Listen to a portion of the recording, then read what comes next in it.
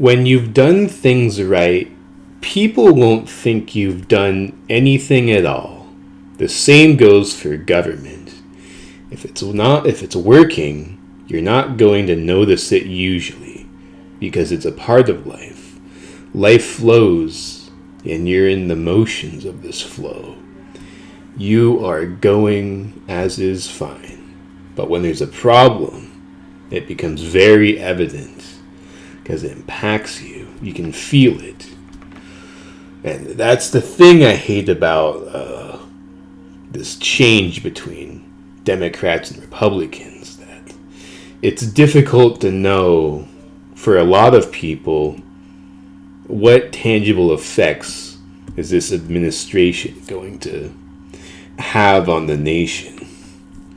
Because we're becoming, everyone says that this generation is divisive more than the last, and of course it seems like it is, with all these seemingly unprecedented events happening. The president's a felon, but perhaps he's being persecuted by the elites, with triple parentheses, or so they might say.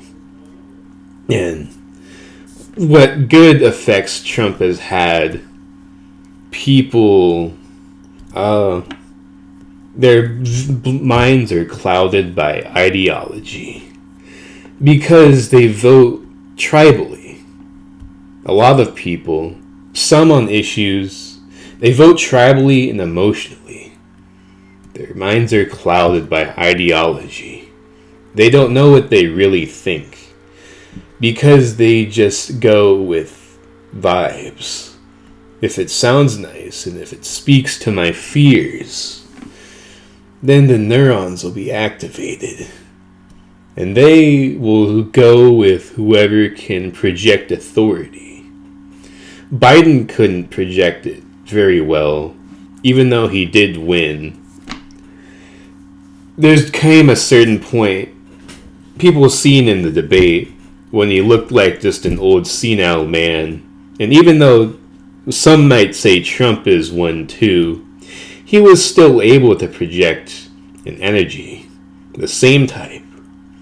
And with Kamala, that old man energy seems to have projected itself onto Kamala somehow.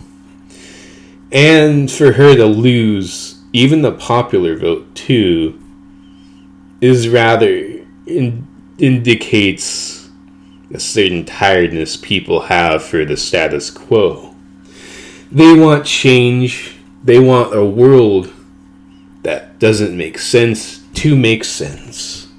And they're looking for answers. Whether they will get what they want remains to be seen. Because there's always going to be someone, a charlatan, promising the world to them. Yet making it maybe not better, maybe not worse. Only we just have leaders who exist within the confines and constraints of this democratic system. How much can really change? How much power does the president really have? Because he's supposed to be the president. He's no supreme leader. He's no dictator. At least not yet, as some people may desire for him to have more power.